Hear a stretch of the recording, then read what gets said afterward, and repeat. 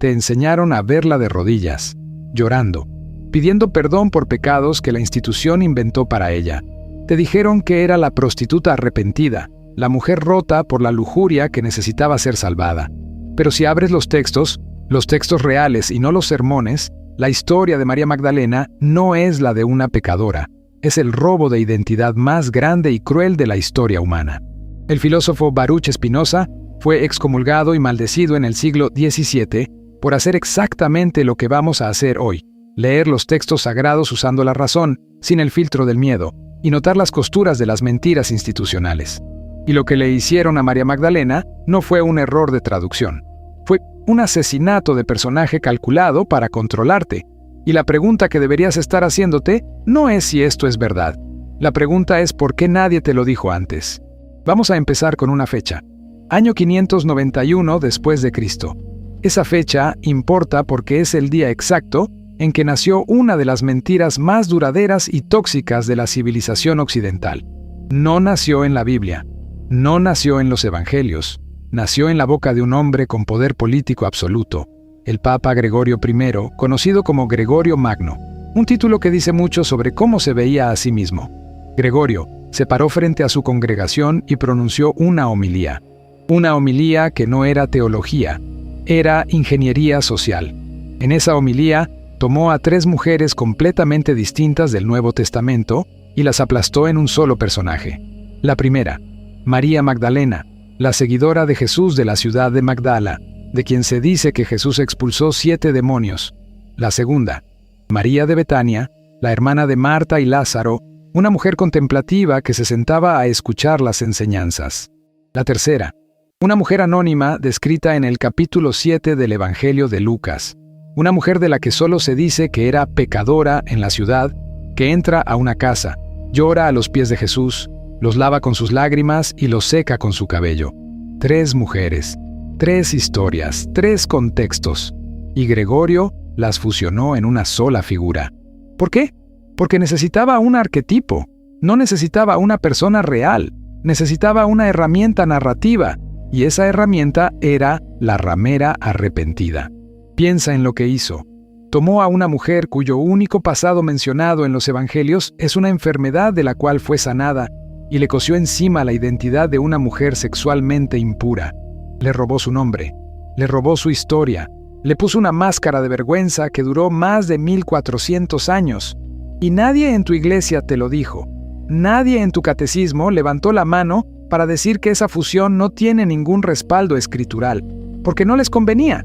Ahora, detente un segundo y piensa en algo.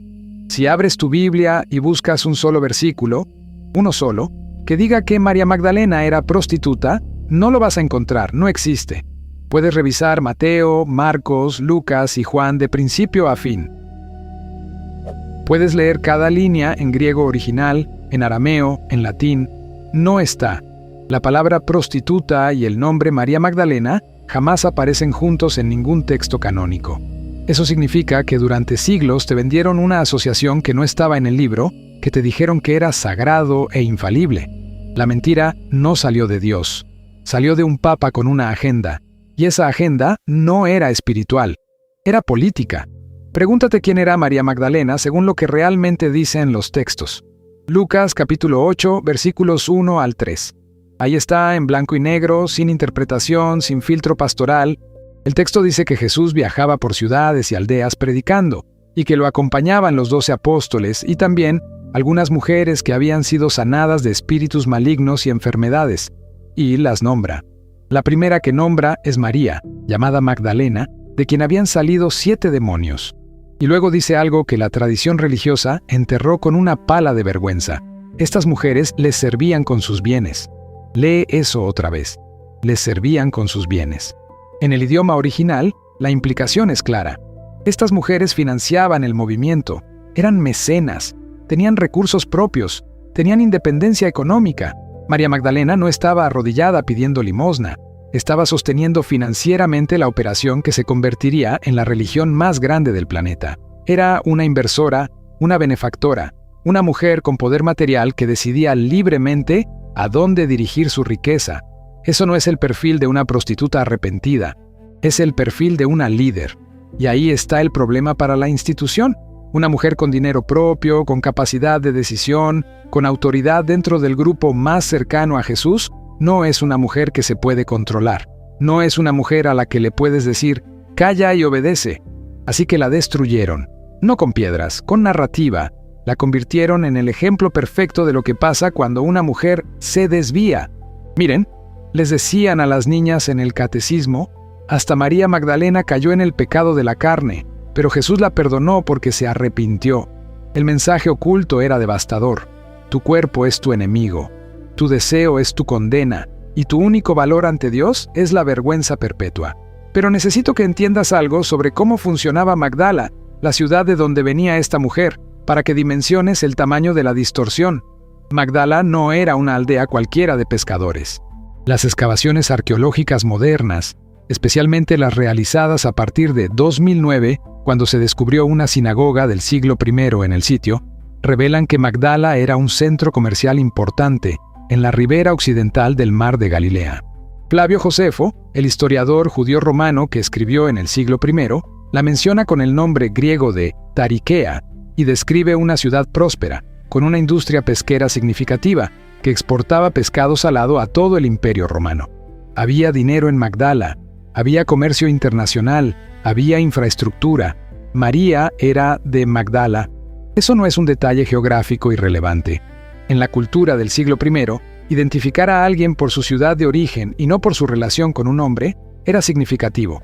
No le dicen María, esposa de, ni María, hija de. Le dicen María de Magdala. Como quien dice una mujer definida por su lugar, por su identidad propia, no por su dependencia de un varón. Eso era extraordinariamente inusual. Y, combinado con el dato de Lucas 8, de que financiaba el movimiento con sus propios bienes, el retrato que emerge es el de una mujer de la clase comercial acomodada de una ciudad próspera. Una mujer que no necesitaba a nadie para sostenerse, que eligió seguir a Jesús no por desesperación sino por convicción. Y eso es lo que Gregorio necesitaba borrar. No solo su liderazgo espiritual, su independencia material, porque una mujer que depende económicamente de la iglesia es una mujer que obedece. Una mujer que tiene sus propios recursos es una mujer que puede irse. Y la iglesia, desde el siglo VI hasta hoy, siempre ha construido sus mecanismos de control alrededor de la dependencia. Ahora hablemos de esos 7 demonios, porque aquí es donde la historia se convierte en un caso de estudio sobre cómo el poder reescribe el sufrimiento ajeno para sus propios fines. Marcos capítulo 16, versículo 9 y Lucas capítulo 8, versículo 2. Ambos textos dicen lo mismo. De María Magdalena salieron 7 demonios. Eso es todo. No dan detalles. No dicen qué tipo de demonios. No dicen que fueran sexuales. No dicen que fueran producto de su conducta moral. Simplemente dicen que estaba afligida y que fue sanada. Pero la tradición eclesiástica, con la creatividad perversa que siempre la ha caracterizado cuando necesita controlar, decidió que esos demonios eran de naturaleza sexual, que los 7 demonios representaban los 7 pecados capitales, que la lujuria era el principal, que María Magdalena había estado poseída por su propia sexualidad descontrolada, y que Jesús la limpió de eso. Así nació el mito, así se construyó la jaula. Pero hay algo que necesitas ver desde otro ángulo, no desde la medicina, sino desde la estrategia. Piensa como un político, no como un teólogo. Si tú eres Gregorio en el año 591 y tienes frente a ti una figura histórica que los textos describen como adinerada, independiente y primera testigo de la resurrección, tienes un problema. Esa figura es demasiado poderosa, demasiado completa, demasiado difícil de subordinar. Necesitas una grieta en su armadura, y la única grieta que los textos te ofrecen son esos 7 demonios, esas 2 palabras ambiguas, esa mención breve de un padecimiento del cual ya fue sanada. Entonces haces lo que cualquier operador político haría. Tomas lo ambiguo y lo llenas con el contenido que te conviene. No importa qué significaban realmente esos demonios. No importa si era una condición física, un colapso emocional, un duelo, una fiebre crónica, lo que fuera. Lo que importa es que puedes tomar esa ambigüedad y convertirla en lujuria, en pecado sexual, en carne corrompida, porque eso es lo que necesitas que sea para que tu narrativa funcione. Y aquí necesito que veas cómo funciona esta técnica, porque no es exclusiva de la religión. Es la misma mecánica que usa cualquier campaña de difamación en cualquier época.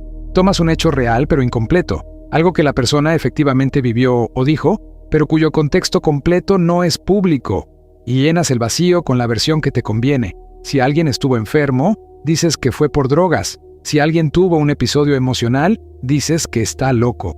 Si una mujer tuvo un pasado difícil, dices que fue sexual.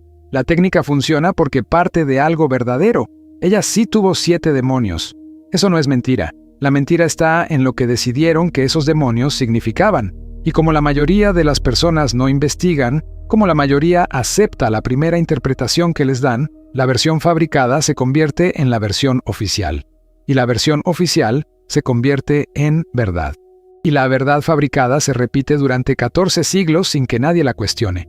No fue un error de interpretación, fue un acto de propaganda. La diferencia entre un error y una estrategia es la intención. Y la intención aquí era clara: tomar a una sobreviviente de algo terrible que reconstruyó su vida con dignidad y reescribir su historia para que su sufrimiento no fuera evidencia de su fortaleza, sino prueba de su depravación.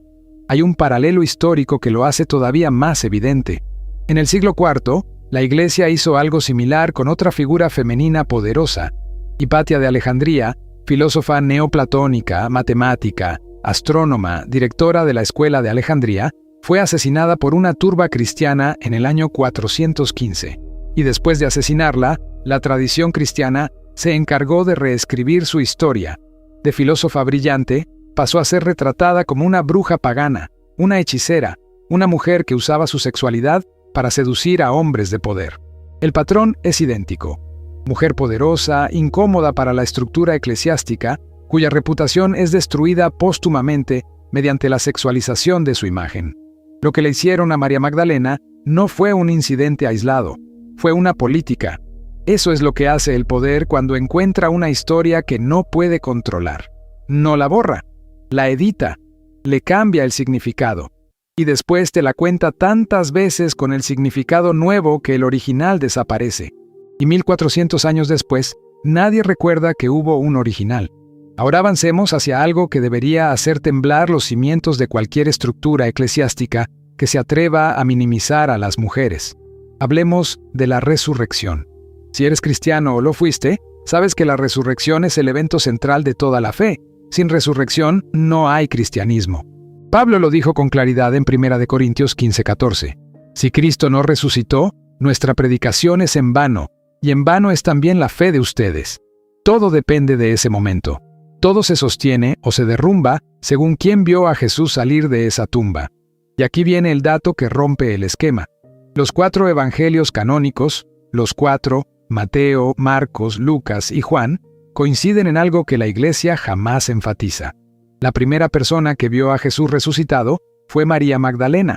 No fue Pedro, no fue Juan, no fue ninguno de los 12 hombres que habían pasado 3 años caminando a su lado. Fue ella. El Evangelio de Juan, capítulo 20, es el más detallado. María Magdalena va a la tumba sola. Está oscuro todavía. Encuentra la piedra removida, corre a avisar a Pedro y al otro discípulo. Ellos van, ven las vendas vacías y se van a su casa. Léelo. Se van a su casa, pero ella se queda. Ella no se va. Se queda llorando frente a la tumba. Y entonces ocurre el momento más importante de toda la narrativa cristiana. Jesús se le aparece a ella.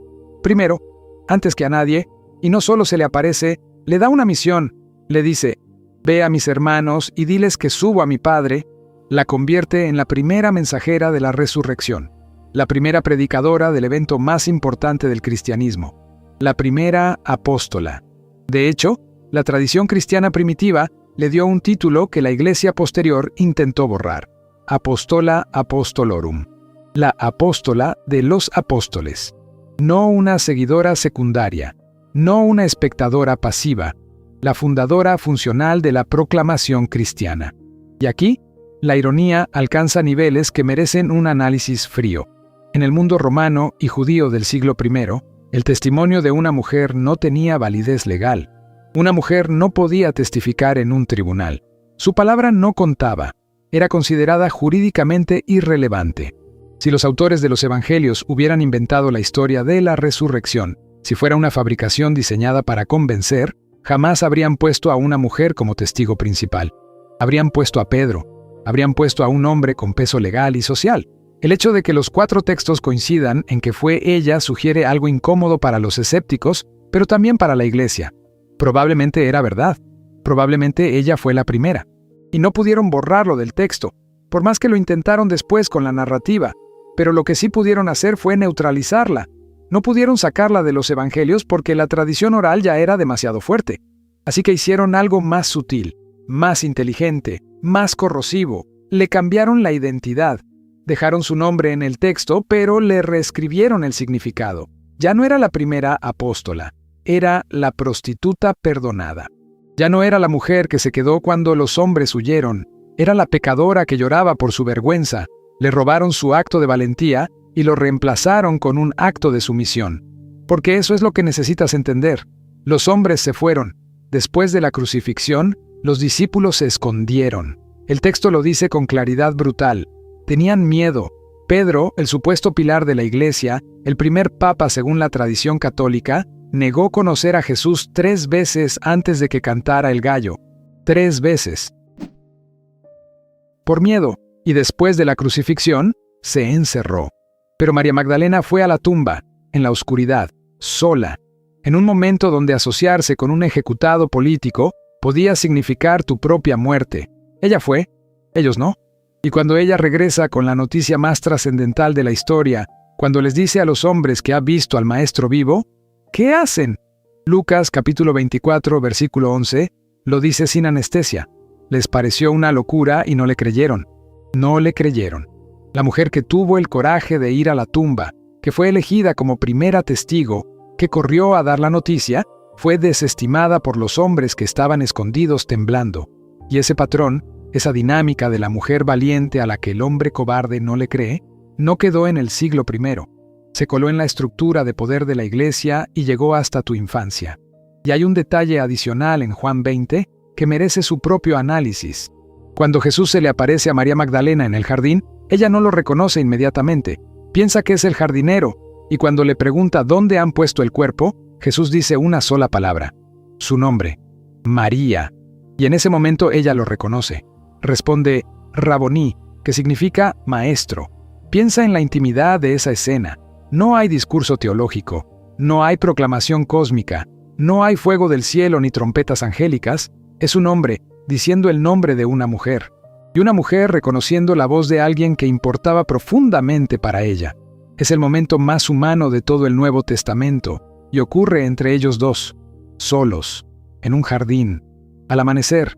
Y luego Jesús le dice algo que la tradición latina tradujo como «noli me tangeri», no me toques, pero la traducción más precisa del griego «me mouhaptu» es «deja de aferrarte a mí» o «no me retengas», lo que implica que ella ya lo estaba tocando, que su primera reacción al reconocerlo fue abrazarlo, agarrarlo, no dejarlo ir.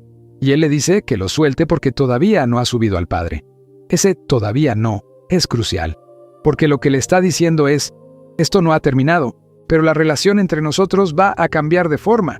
Suéltame para que pueda completar lo que tengo que hacer. Y después, ve y dile a los demás, la elige a ella, en el momento más importante, con la misión más importante, antes que a nadie. Y la iglesia tomó esa escena y la convirtió en un pie de página. Ahora necesitamos ir a un lugar que la iglesia no quiere que conozcas. Necesitamos hablar de los textos que enterraron, literalmente. En diciembre de 1945, un campesino egipcio llamado Muhammad Ali al-Zaman estaba cavando cerca de la ciudad de Nag Hammadi, en el Alto Egipto, buscando fertilizante. Su pala golpeó una vasija de arcilla sellada. Dentro había 13 códices de papiro envueltos en cuero. 52 textos, escritos en copto, datados entre los siglos II y IV. Eran textos cristianos primitivos que alguien había escondido, probablemente para salvarlos de la destrucción ordenada por la Iglesia ortodoxa cuando declaró heréticos a los movimientos gnósticos. Entre esos textos estaba el Evangelio de María y el Evangelio de Felipe, y lo que revelan sobre María Magdalena es tan diferente del relato oficial que entiendes inmediatamente por qué la iglesia los quemó. En el Evangelio de María, que es un texto fragmentario pero revelador, María Magdalena no aparece como una seguidora pasiva ni como una pecadora redimida, aparece como una maestra, una líder intelectual, una visionaria que ha recibido enseñanzas directas de Jesús que los otros discípulos no recibieron. Después de que Jesús parte, los discípulos están asustados y confundidos, no saben qué hacer, y es María Magdalena quien los consuela y los guía. Ella comienza a compartir con ellos las enseñanzas secretas que el Maestro le reveló en privado, y entonces ocurre el momento que lo revela todo. Pedro se levanta y la confronta, y sus palabras son un terremoto si las lees con los ojos abiertos. Pedro dice, ¿realmente el Salvador habló en privado con una mujer y no abiertamente con nosotros? ¿Debemos dar la vuelta y escucharla a ella? ¿Acaso él la prefirió sobre nosotros? Léelo otra vez. Pedro no cuestiona si lo que ella dice es verdad o mentira. No debate la teología. No pregunta por la lógica de la enseñanza. Su problema es que sea ella quien la tenga. Su problema es que sea mujer. Su problema es que Jesús haya elegido confiar algo valioso a alguien que no es hombre. Eso no es discernimiento espiritual. Es envidia territorial vestida de doctrina. Y otro discípulo, Leví, le responde a Pedro con una línea que debería estar en la pared de cada iglesia del mundo. Pedro, siempre has sido de temperamento ardiente. Ahora veo que luchas contra esta mujer como si fuera un adversario. Si el Salvador la hizo digna, ¿quién eres tú para rechazarla? ¿Quién eres tú para rechazarla? Esa pregunta resonó durante siglos, y la respuesta de la iglesia institucional fue clara.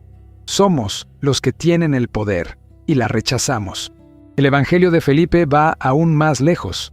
Describe a María Magdalena como la compañera de Jesús. La palabra usada en copto es koinonos, que puede significar compañera, pareja o consorte. El texto dice que Jesús la amaba más que a todos los discípulos y que solía besarla frecuentemente. Los discípulos le preguntaban por qué la amaba más que a ellos. Y la respuesta de Jesús en el texto no es sobre romance, es sobre conocimiento. Es sobre la capacidad de ella para comprender lo que ellos no podían. No voy a entrar en el debate de si tuvieron una relación romántica, porque eso es territorio de especulación, y el punto es mucho más grande que eso. Lo que estos textos muestran sin ambigüedad es que en las comunidades cristianas primitivas existía una tradición fuerte y documentada que reconocía a María Magdalena como una autoridad espiritual e intelectual al mismo nivel o por encima de los apóstoles hombres. Esa tradición no era marginal, era lo suficientemente importante como para producir textos elaborados, comunidades organizadas y una teología propia. Y la Iglesia, que se definió a sí misma como ortodoxa, la que ganó la batalla política del cristianismo primitivo, hizo lo que siempre hace el poder cuando encuentra una voz que lo desafía. No la refutó, la eliminó, declaró heréticos los textos gnósticos, ordenó su destrucción, persiguió a las comunidades que los preservaban, y al mismo tiempo tomó a la figura central de esos textos, María Magdalena, y la convirtió en la prostituta llorona. No fue un accidente teológico, fue una estrategia de guerra informativa. Piensa en lo que significaba para la estructura de poder de la iglesia primitiva. La iglesia que se consolidó basó toda su jerarquía en la sucesión apostólica a través de Pedro. Pedro es la roca, dijeron, citando a Mateo 16:18. Pedro es el primer papa. Pedro es la autoridad.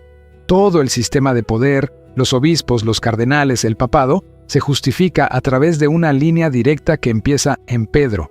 Y si los textos gnósticos tenían razón, si María Magdalena era la discípula más cercana, la que mejor entendía las enseñanzas, la elegida como primera testigo y primera mensajera, entonces Pedro no era la roca, era el segundo lugar. Y todo el edificio institucional construido sobre su nombre se tambaleaba. No destruyeron la reputación de María Magdalena por misoginia casual, la destruyeron por supervivencia institucional. Ella era la evidencia viviente de que el modelo de poder que estaban construyendo era una distorsión. Mientras ella fuera recordada como líder, cualquier mujer en cualquier comunidad cristiana podía señalarla y decir, si ella pudo liderar, yo también puedo. Eso era inaceptable para un sistema que necesitaba la obediencia femenina como pilar estructural. Y hay algo más que conecta los textos gnósticos con la destrucción de la imagen de Magdalena. No fue solo que la Iglesia ortodoxa quisiera eliminar a una mujer incómoda, es que el modelo gnóstico de espiritualidad era radicalmente diferente al modelo que se impuso. El gnosticismo no se basaba en jerarquías fijas, no tenía papas, ni obispos, ni cadenas de mando. Se basaba en el conocimiento directo, en la experiencia personal de lo divino, en la idea de que cualquier persona, hombre o mujer, podía acceder a la verdad sin intermediarios. María Magdalena era el símbolo perfecto de ese modelo. Una mujer que accedía directamente al conocimiento sin necesitar la aprobación de Pedro ni de ningún otro hombre. Destruir a Magdalena no era solo destruir a una mujer, era destruir un modelo completo de espiritualidad que hacía innecesaria a la institución. Si cada persona puede acceder a Dios directamente, si cada mujer puede enseñar y liderar, si no necesitas un sacerdote que te interprete los textos, ni un obispo que te autorice a hablar, entonces la Iglesia como estructura de poder no tiene razón de existir. Magdalena no era solo una amenaza personal, era una amenaza existencial para todo el proyecto institucional. Y eso nos lleva al punto final, el más difícil de escuchar, no porque sea complicado, sino porque es personal. Todo lo que le hicieron a María Magdalena no se quedó en los libros de historia, se metió en la arquitectura invisible de las familias, en las reglas no escritas de los hogares, en las frases que se repiten de generación en generación sin que nadie se detenga a preguntar de dónde salieron. La fabricación de María Magdalena como prostituta arrepentida no fue solo un ataque contra una mujer muerta, fue la construcción de un espejo deformado. Un espejo que la Iglesia colgó en cada hogar, en cada escuela dominical, en cada retiro de jóvenes, y que le decía a cada niña que se mirara en él: esto es lo que eres antes de Dios. Carne peligrosa, tentación con piernas, un problema que necesita ser administrado por hombres. No estoy hablando en abstracto, estoy hablando del momento exacto en que una niña de 12 años escucha por primera vez que debe vestirse con modestia para no hacer tropezar a sus hermanos en Cristo. Piensa en lo que esa frase le enseña. Le enseña que el deseo de otro es su responsabilidad, que si un hombre la mira, la falla es de ella, que su cuerpo es un arma cargada que debe mantener bajo llave para la seguridad de los demás. 12 años. Y ya le están diciendo que nació siendo un riesgo. Estoy hablando del retiro de jóvenes donde le pegan una cinta adhesiva en el brazo a una adolescente y se la arrancan. Y luego se la pegan en otro brazo y se la vuelven a arrancar. Y otra vez. Y otra vez. Hasta que la cinta ya no pega. Y entonces el líder de jóvenes dice: ¿ven? Así es tu corazón cada vez que te entregas a alguien. Cada vez pierdes un pedazo, hasta que ya no te queda nada que darle a tu futuro esposo. Esa dinámica se hizo en iglesias de todo el continente, a niñas de 14 y 15 años. Les enseñaron que su valor como seres humanos era inversamente proporcional a su experiencia afectiva, que cada beso les arrancaba un trozo de alma, que llegarían vacías al matrimonio si no se guardaban como un objeto sellado en su empaque original. Y si eras hombre en ese sistema, el espejo era diferente pero igual de tóxico. Te enseñaron que la mujer era tu prueba, tu obstáculo, el terreno donde tu santidad se medía. No la veías como igual, como compañera, como ser humano completo.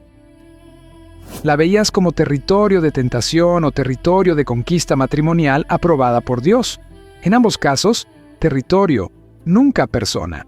Te enseñaron a bajar la mirada cuando una mujer pasaba, no por respeto, sino por miedo, como si mirarla fuera activar una bomba, como si su existencia física fuera una amenaza a tu alma inmortal.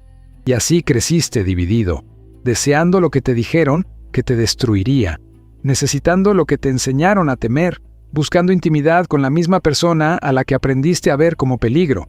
Esa dinámica no la inventó tu pastor, no la inventó tu abuelo.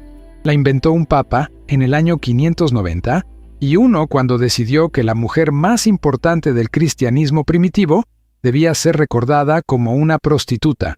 Desde ese sermón hasta la última clase de escuela dominical, donde le dijeron a una adolescente que se cubriera los hombros, hay una línea recta, ininterrumpida, 14 siglos de largo, y lo más perverso es que funcionó tan bien que las propias víctimas se convirtieron en agentes del sistema.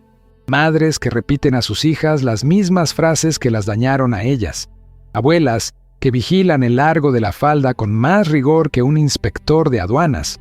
Mujeres que miran a otras mujeres con desprecio por mostrar demasiada piel sin darse cuenta de que ese desprecio no es suyo, es heredado. Es el fantasma de Gregorio Magno hablando a través de ellas, 14 siglos después, como un virus que se replica de madre a hija sin que ninguna de las dos sepa que está infectada. Y si saliste de ese mundo, si un día miraste todo eso y dijiste basta, entonces conoces un dolor que es difícil de explicar a quien no lo ha vivido. No es el dolor de perder una creencia, es el dolor de descubrir que las personas que más amabas participaron, sin saberlo, en un sistema diseñado para reducirte. Tu madre no quería hacerte daño cuando te dijo que te cubrieras. Tu padre no quería herirte cuando te dijo que los hombres de verdad no lloran. Ellos estaban repitiendo un guión que alguien escribió siglos antes de que nacieran. Y ese descubrimiento, esa mezcla de compasión y rabia, de entender y al mismo tiempo no poder perdonar del todo, es quizás lo más complejo que puede sentir un ser humano. Hay algo que nadie te dice cuando dejas la religión. Te preparan para la pérdida de fe, para el vacío existencial, para la crisis de identidad. Pero nadie te dice que lo más duro no es dejar de creer en Dios. Lo más duro es empezar a ver con claridad a las personas que amas. Ver a tu madre repitiendo frases que la lastimaron primero a ella. Ver a tu padre defendiendo un sistema que también lo mutiló emocionalmente, pero que él nunca cuestionó, porque cuestionar no era una opción en su generación. Ver a tus hermanos todavía adentro, todavía repitiendo el ciclo, y saber que no puedes sacarlos porque cada persona tiene que llegar a su propio límite. Y mientras tanto, te sientas en la mesa de la cena familiar y hay un abismo invisible entre tú y todos los demás. Ellos no lo ven, tú sí. Y esa asimetría es una de las soledades más profundas que existen. Lo que hicieron con María Magdalena no es una curiosidad histórica, no es un dato interesante para una trivia bíblica, es la radiografía de una máquina. Una máquina que toma personas reales, complejas, poderosas, y las tritura hasta convertirlas en herramientas de obediencia. Lo hicieron con ella hace 2000 años, y la máquina siguió funcionando, cambió de formas. Se adaptó a cada siglo, a cada cultura, a cada idioma, pero el mecanismo central nunca cambió. Toma lo que es fuerte y conviértelo en vergüenza. Toma lo que es libre y conviértelo en culpa. Toma lo que piensa y conviértelo en pecado. María Magdalena no fue la mujer rota que te vendieron. Fue la víctima de una campaña de difamación de 2000 años diseñada para mantenerte a ti y a millones, sintiendo que naces defectuoso. Esa campaña se acaba cuando tú decides que se acaba. Se acaba cuando dejas de cargar la culpa que te pusieron encima antes de que tuvieras edad para decidir si la querías. Se acaba cuando miras tu cuerpo y dejas de escuchar la voz del pastor. Se acaba cuando entiendes que no naciste roto, te rompieron, y que la reconstrucción es tuya, no de ellos.